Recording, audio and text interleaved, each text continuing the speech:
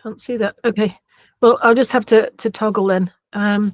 Okay, so as long as you can see my screen, and it's great to see you here. Okay, thumbs up if you've done your work. Don't be sad if you haven't. It's the beginning of the year. I'm very forgiving. Okay, thank you, Victoria. Thumbs up if you haven't done your work. Rachel. Okay. Yeah, I can see. See thumbs down, thumbs up, thumbs up, thumbs down. Okay. You know how this actually came about in the ancient Rome? They say that when the people used to play games, if they wanted the person to be killed in the game, they would put thumbs down, means let him die, and then thumbs up, let him live. So that's how serious that little thumbs up sign is in ancient Rome. If you don't believe me, look it up.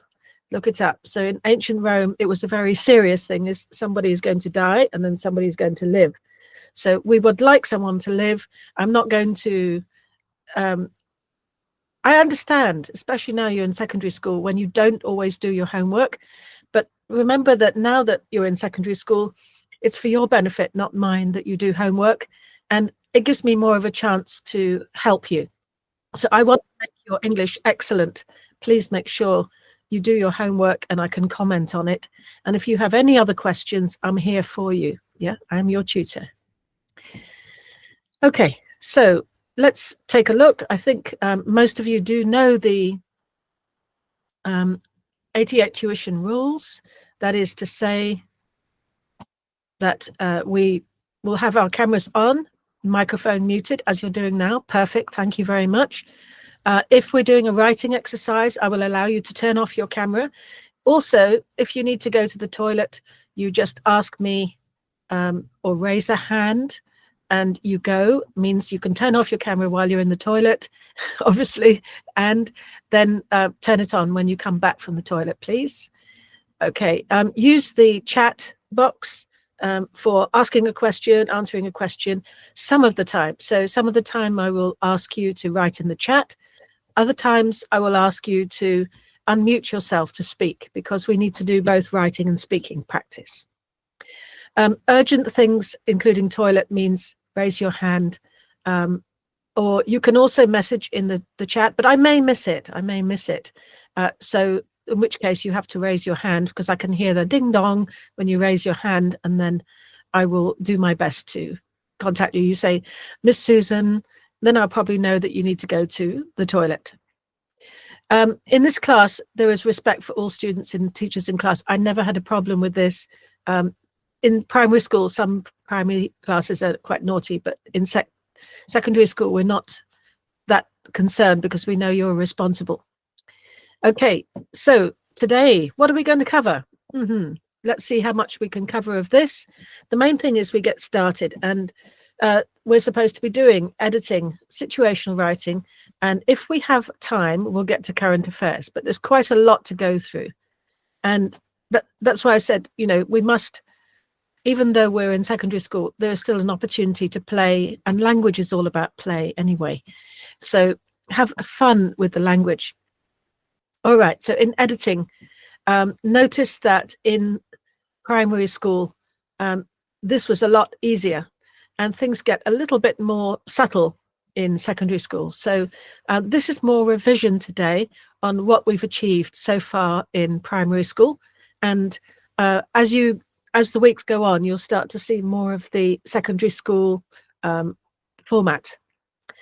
Okay, so starting first of all with Victoria, could you unmute and read the first paragraph, please? Money is not the most important thing in life. Passion is what really matters the most. Without passion, one will find that work is nothing but a boring routine. This was the point made by Naval Officer Lieutenant Mary Lim. Thank you very much. Thanks, Victoria. Very nicely read and clear and good expression. You have like an announcer's voice. It's really very good. Okay, so passion. People often talk about passion. It's like a buzzword nowadays. Oh, I'm passionate about this. I'm passionate about that. What is it? It's where something is really meaningful to you in your life. Okay. Really, really meaningful. And so quite the opposite to boring. So you know that passion is that kind of positive emotion. Therefore, boring must be the opposite. But what is the synonym, Victoria, that we've got here?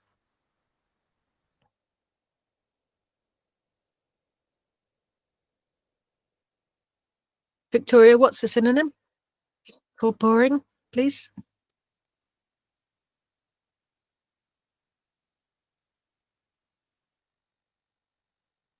Victoria, can you unmute yourself, please?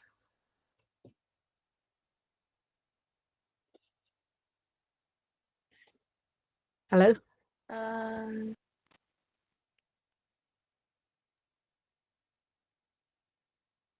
Oh, you're thinking. Just say, if I don't hear from you, just say I'm thinking. Regular.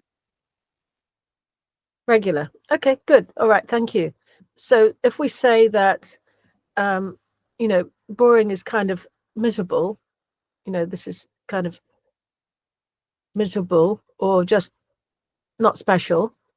And then passionate is something which is, wow, we are just so thrilled by it. It's so wonderful for us. So these words are all related to something not being special. So you're absolutely right that regular is, but we don't use it like a regular routine. But I see why you've chosen that, because a regular routine sounds like something we would do. However, it's not regular. So if you were to choose another word, Victoria, from our list here.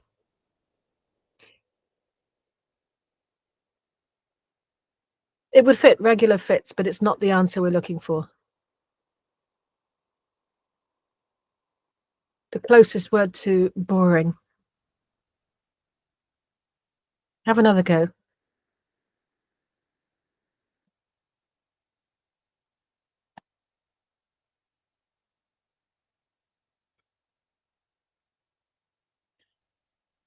There are no risks. There are no risks. Just Mundane. mundane. Okay. All right. So you kind of guess it because we're trying to get some more fancy words for boring. Boring is such a boring word. Mundane certainly sounds interesting. And the origin of this word is actually, it means, oh, it just goes on every day. So it more or less means, something we do every day. Oh, it's so mundane. Every day I eat the same noodles. It's very mundane, very boring. So please take this and use it in your writing, because it's a great term and everybody likes this word, mundane. Thank you, Victoria. And now we'll go on to Le Chuan.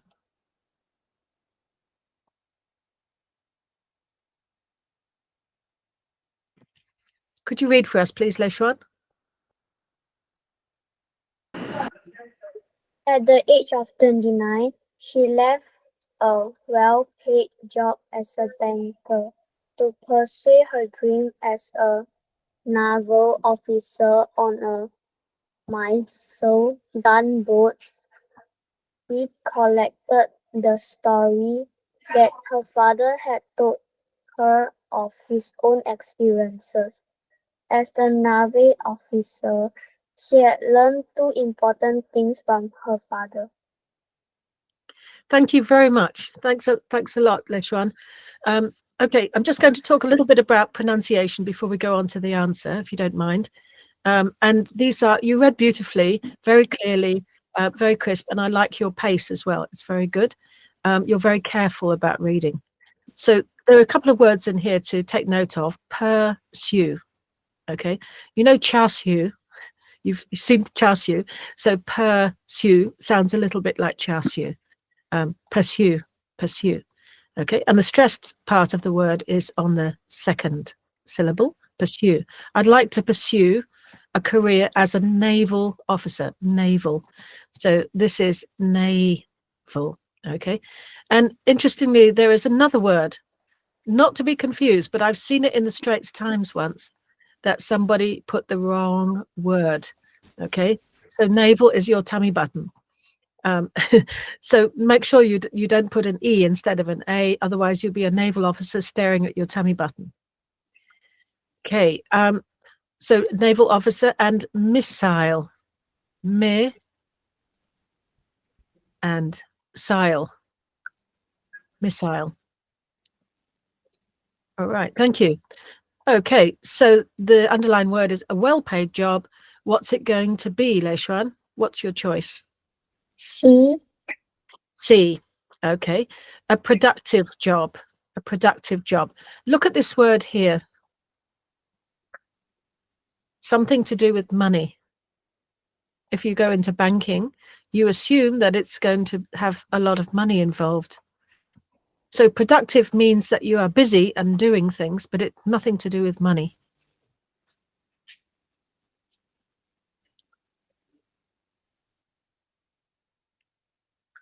Have another try. B. B. Yes, the fancy word. Okay.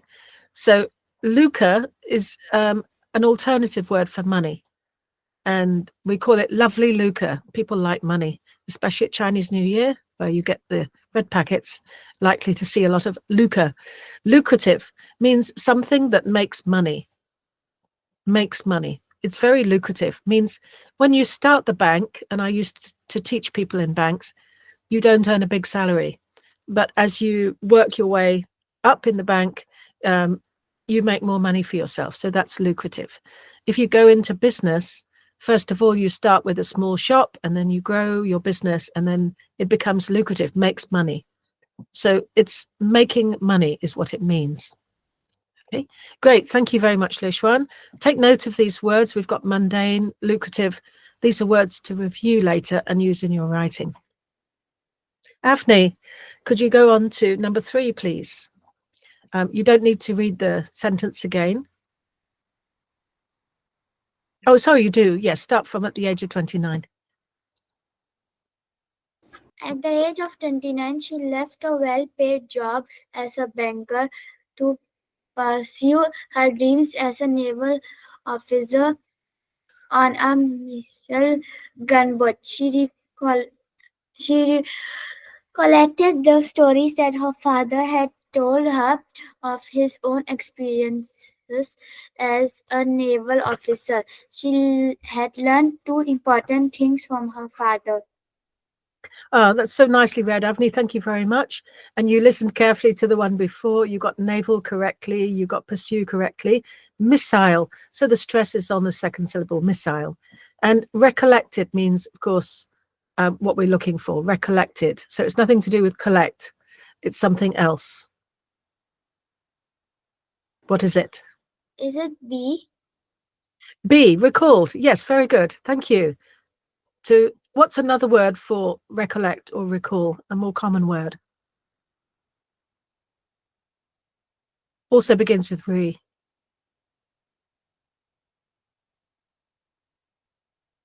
Remember? Exactly. So now you've got a group of 3 excellent words and you can use them to have variety. I recall, I remember, I recollect. So they all mean more or less the same thing, is thinking back to a time past and bringing it to the present as you think. Excellent. Okay, great. Onwards and upwards. Let's go on to number 4. Number 4 would be Viola.